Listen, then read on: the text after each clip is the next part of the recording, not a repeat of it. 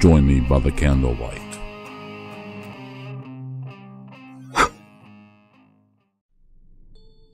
Back in 1903, deep in Clifton, there used to be an asylum buried deep within the wilderness of Clifton.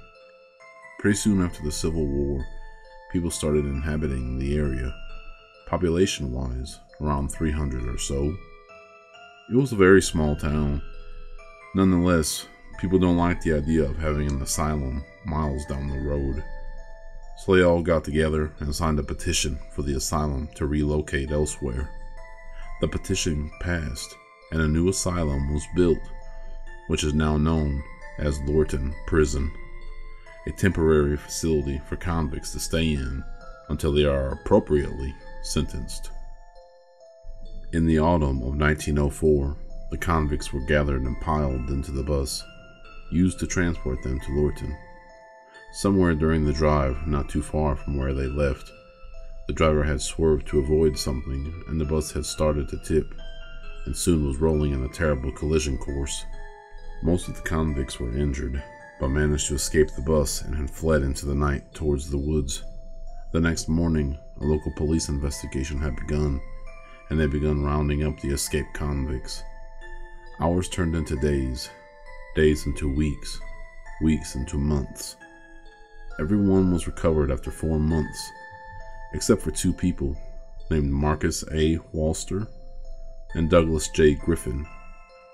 During the search for both men, the police found dead rabbits, all of them half-eaten and dismembered every now and then along their search. Finally, they were to find Marcus dead by the Fairfax Station Bridge, now known as BunnyMan's Bridge. In his hand, he held a man-made hammer knife-like tool, made with a sharp rock and a sturdy branch as a handle.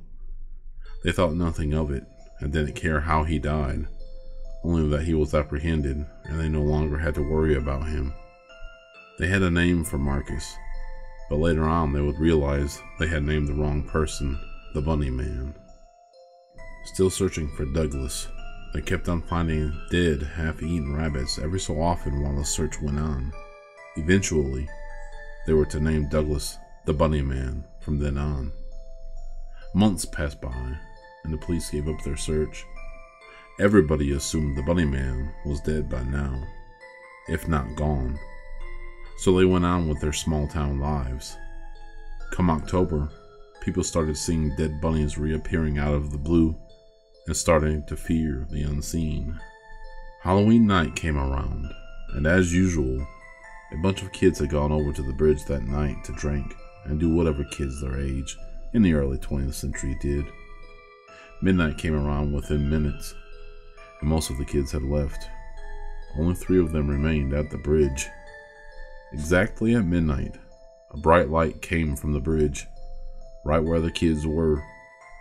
A few seconds later, they were all dead, throats slashed, with that same type of tool that was found next to the other escapee, Marcus. Not only were their throats slashed, but they were cut up and down their chests, gutted like fish. The BunnyMan then hung both of the boys from one end of the bridge with rope around their necks, hanging from the overpass with their legs dangling in view of any passing cars. The girl was hung the same way on the other side of the bridge. This happened on Halloween in 1905.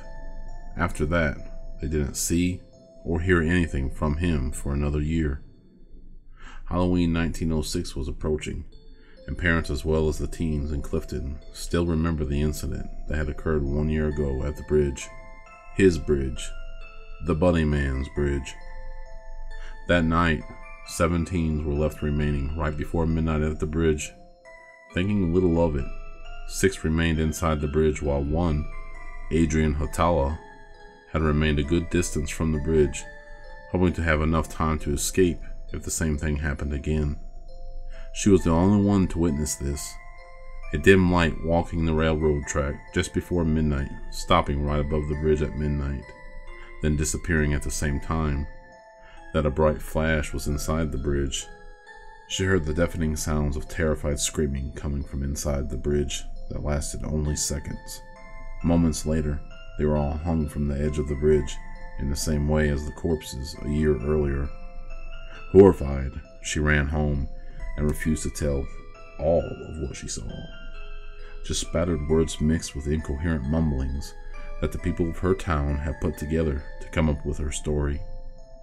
No one understood it or believed her. They charged her with the teen's murders and locked her up in the asylum of Lorton. In 1913, the same thing happened. 9 teenagers this time, on Halloween night, once again. Adrian was still locked up. They dropped her sentence, but it was too late. The insanity had finally conquered her. Even if she was released, she was too far gone to have a life. So she spent her remaining years in the asylum until she finally died in 1953 of reported shock. No one knows exactly she died of shock from, but supposedly she had died in her sleep, dreaming of that one dreaded night. Perhaps the BunnyMan had finally gotten to her. More murders were to take place, however, although after the murders in 1913, most people stayed clear of the bridge on Halloween. 1943 rolls around, and 6 teenagers go strolling out on Halloween night. A couple hours later, all of them dead. Same way as all the others. Investigations took place, but as usual, nothing was discovered. 1976, the same situation occurs, this time with only 3 people. The only other incident that occurred since then was in 1987, 12 years ago. Janet Charleader was enjoying the night with her 4 friends. Halloween night had finally come, and they had gone driving out to enjoy the night after invading the children's candy bags. They had settled around 11 p.m. at the bridge, waiting for midnight to come. They didn't believe in the myth, so they decided to see it for themselves, and were to be the only ones who actually withstood the BunnyMan. They had waited around an hour or so it was nearly midnight when Janice started getting a little scared. They all had been pulling pranks on each other, jumping out the bushes and screaming, so she was already a little worked up. Midnight hits, and by this stage, she's in a total panic.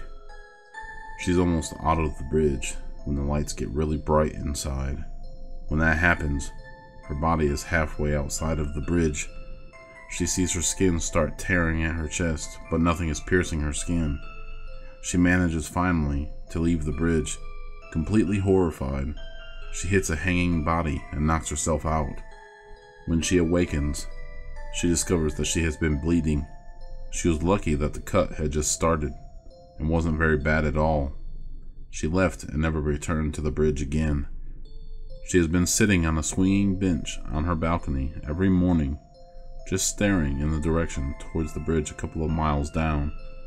From then on, the story remains untouched and unmoved.